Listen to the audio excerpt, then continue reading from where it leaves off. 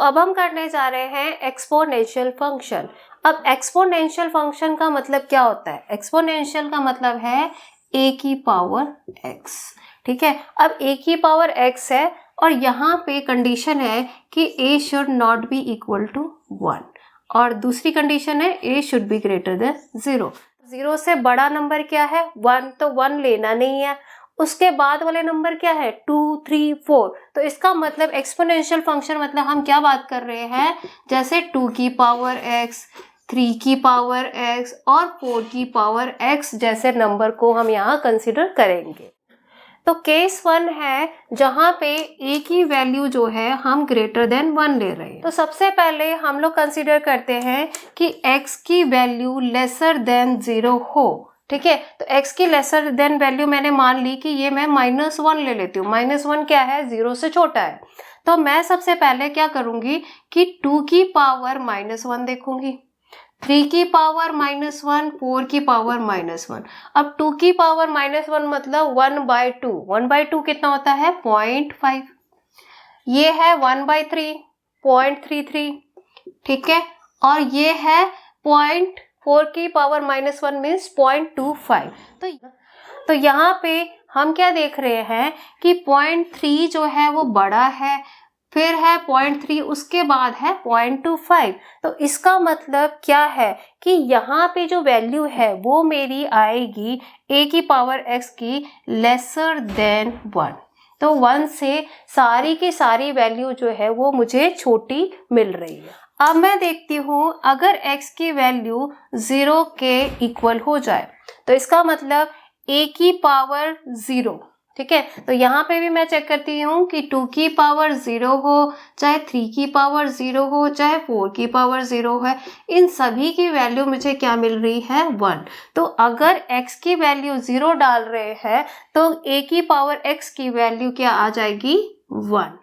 तो अब क्या है, मैं ले लेती हूँ कि x की वैल्यू जो है वो मेरी क्या हो जाए? Greater than 0।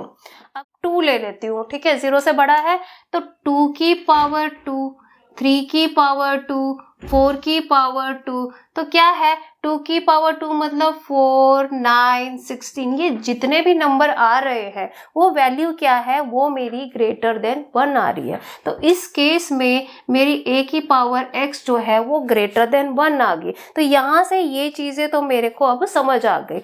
अब मैं पहली बात है कि अगर मैंने 0 पुट किया तो यहाँ पे ये वैल्यू आई 1, तो 0 पे एक वैल्यू तो इसकी 1 आ जाएगी। ठीक है, अब क्या है, अब हमने लिया है कि जैसे जैसे ये वैल्यू हम डालते जाते हैं तो इसकी वैल्यू जो है इंक्रीज होती जा रही है। जैसे कि मैं देख रही हूँ कि मैंने 2 की पावर 2 डाली तो वो 4 आ गई है ना। 4 मतलब क्या? बड़ा नंबर हो गया। तो इसका मतलब ये ग्राफ मेरा जो है ना वो इंक्रीज होते जा रहा है। ठीक है, और जैसे जैसे हमने छोटी वैल्यू डाली थी वो वैल्यू जो है 1 से भी छोटी चली गई, तो वो वैल्यू ऐसे करके यहाँ पे हमारी छोटी से छोटी वैल्यू आने लगी। तो ये ग्राफ जो है वो क्या बन रहा है?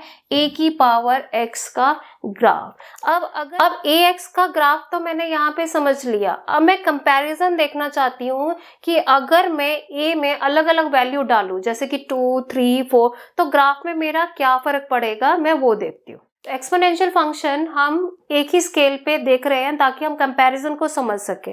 तो पहली चीज तो हमें ये पता ही है कि जैसे जैसे x की वैल्यू इंक्रीज करती है ax की वैल्यू भी इंक्रीज करेगी। अब क्या होगा, मैंने यहाँ पे 2 की पावर x की वैल्यू लिखी हुई है। ठीक है, तो 2 की पावर x की वैल्यू को हम लोग इस कलर से डिनोट करेंगे। तो पहली बात तो हमें पता ही है कि 2 की पावर 0, 2 की पावर 0 क्या है? 1। तो पहला पॉइंट तो मुझे यहाँ पे मिल गया। ठीक है, अब जो है ये क्या है? -1 पे 0.5, तो यहाँ पे ये वैल्यू मान लो यहाँ पे आपकी मिल गई। की पावर 1 जो है वो क्या है? 2 ही होता है, तो ये आ गया। ठीक है, 2 की पावर 2 जो है वो 4 होगा। तो इस तरीके से मैं देखूं तो ये ग्राफ मेरा इस तरीके से बनेगा। ठीक है, तो यहाँ पे एक्सपोनेंशियल इंक्रीज हम इसमें देख रहे हैं और ये है मेरा 2 की पावर x के लिए ग्राफ। तो जैसा कि मैंने देखा कि 2 की पावर -1 में ये वैल्यू 0.5 आई थी। ठीक है, फिर 0 पे 1 और 1 पे 2 और 2 पे 4। तो एक्सपोनेंशियल इंक्रीज हमने 2 की पावर x का देख लिया। तो अब मैं देख रही हूँ 3 की पावर x के लिए कंपैरिजन हो रहा है 2 की पावर x और 3 की पावर x में। अब क्या है, -1 पे ये 0.5 आया और इसमें -1 पे ये 0.3 आ रहा है, मतलब कि 0.5 इधर है 0.3 इधर डाल दिया। पहला पॉइंट, 0 पे कॉमन पॉइंट है 1 का, ठीक है, तो ये मेरा ये रह गया, ठीक है। 3 की पावर 1, ठीक है, 1 पे ये बढ़ गया, यहाँ पे 2 आ रहा था, यहाँ पे 3, तो ये आ गया। इसके लिए ये कितना आ रहा था 4 और इसके लिए 2 पे आ रहा है 9। तो इस तरीके से मैं क्या देख रही हूँ कि ग्राफ जो है ये मेरा यहाँ से डाउन जा रहा है पर इधर से ये ऊपर चले जा रहा है, ठीक है। तो मैं देख रही हूँ कि 3 की पावर x का ग्राफ जो है वो 2 की पावर x से थोड़ा सा बड़ा इंक्रीज शो कर रहा है, ठीक है। अब मैं लास्टली देखूंगी 4 की पावर x के लिए। अब 4 की पावर x में क्या है, ये 3 की पावर x से कंपैरिजन कर रही हूँ कि -1 पे ये 0.3 दे रहा था और यहाँ पे -1 पे ये 0.25 दे रहा है, ठीक है, उससे भी कम। तो यहाँ पे -1 पे ये वैल्यू उससे भी छोटी आ गई, ठीक है। कॉमन पॉइंट पता ही है 1 होएगा, ठीक है, और 1 पे ये कितना आ जाएगा, यहाँ दिया ही है 1 के ऊपर 4 आएगा, ठीक है। तो 3 से भी ऊपर एक पॉइंट यहाँ 4, ठीक है। अब 2 पे आएगा ये 16, तो ये बहुत ही ऊपर चला गया, ठीक है। तो अगर मैं इसका ग्राफ प्लॉट करूं तो मैं क्या देख रही हूं कि इसका इंक्रीज ये 3 की पावर x से भी ज्यादा है, ठीक है। तो मैं इस तरीके से कंपैरिजन में देख रही हूं कि 4 की पावर x यहाँ पे, तो यहाँ पे मैं क्या देख रही हूँ कि 2 की पावर x से भी ऊंचा ग्राफ 3 की पावर x का और उससे भी ऊंचा इंक्रीज 4 की पावर x में मिलेगा। अगर इधर देखूं, अगर मैं डाउन की बात करूं तो क्या हो रहा है, 2 की पावर x से डाउन 3 की पावर x है और उससे भी कम डिक्रीज जो है वो 4 की पावर x में दिख रहा है। तो इस तरीके से मैंने क्या देखा है, ये एक्सपोनेंशियल ग्राफ है ऑन सेम स्केल, ठीक है। एक ही स्केल पे अगर मैं 3 को कंपेयर करूं तो ये वाली इस टाइप की वैल्यूज मुझे मिल जाएगी। तो बेसिकली ये ग्राफ किसी ग्राफ से रिजेंबल करता है, वो किसका ग्राफ है, एक्सपोनेंशियल, ठीक है। ई जो होता है, ई की वैल्यू क्या होती है 2 और 3 के बीच में। तो ये वाला जो स्केल है, ये जो ग्राफ है, ये ग्राफ किसका ग्राफ शो करेगा, fx is equal to e की पावर x। तो अगर मुझे e की पावर x का ग्राफ समझना है तो मुझे ax का case, where case a is greater than 1 अगर मैं डिस्कस करूं तो वो दोनों ही जो है वो सेम होंगे, ठीक है। तो हमने एक तरीके से एक ही चीज में 2 टाइप के ग्राफों को हमने समझ लिया। तो अब हम करने जा रहे हैं केस नंबर 2, ठीक है। केस नंबर 2 क्या है, पहले हमने डिस्कस किया था जब वो वैल्यू a ग्रेटर देन 1 है, 1 से बड़ी वैल्यू हम देख रहे थे, ठीक है। तो 1 वहां पे वैल्यू क्या ली थी हमने 2, 3, 4। अब हम केस डिस्कस करने जा रहे हैं कि अगर वो वैल्यू a क्या है 0 और 1 के बीच में हो जाए, ठीक है, तब ऐसा क्या फर्क पड़ेगा इनके फंक्शन पे।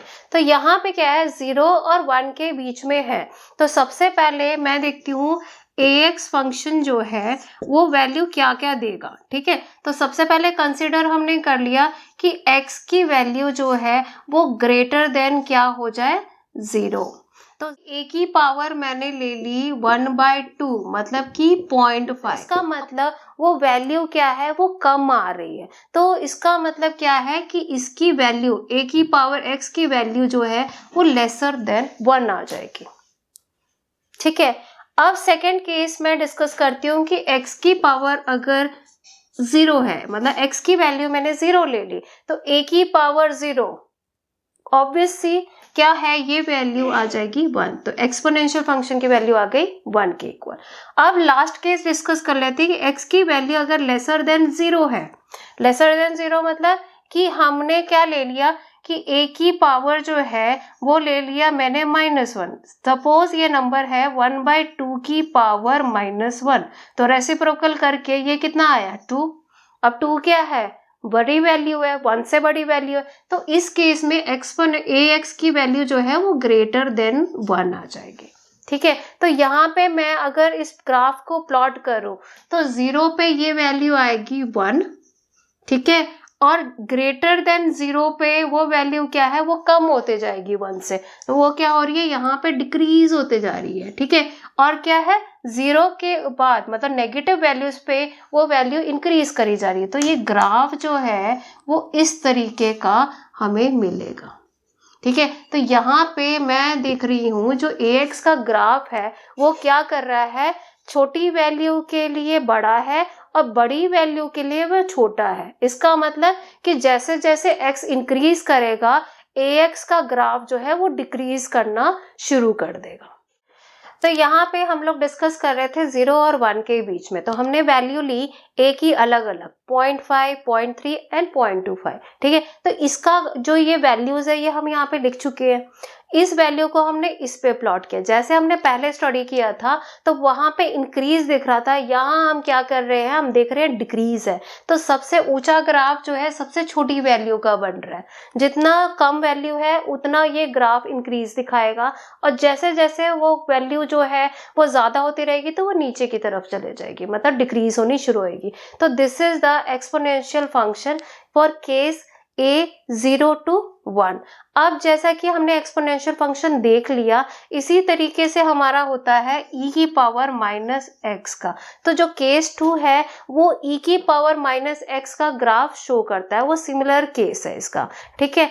अगर अब मैं लास्ट फंक्शन की बात कर रही हूँ, लॉगरिदमिक फंक्शन, जो मैंने यहाँ बनाया तो नहीं है पर मैं एक छोटी से पॉइंट में उसको डिस्कस करना चाहती हूँ कि जैसे एक्सपोनेंशियल फंक्शन होता है वैसे ही लॉगरिदमिक होता है, लेकिन क्या है, ये उसका उल्टा होता है। तो जैसे हमने एक्सपोनेंशियल किया है तो लॉगरिदमिक एग्जैक्टली उसका इनवर्स फंक्शन होता है। तो अगर ये मुझे समझ आ गया तो वो भी इजीली कर लेंगे। सो थैंक्स फॉर वॉचिंग, यहाँ पे हमारा टॉपिक कंप्लीट हो गया।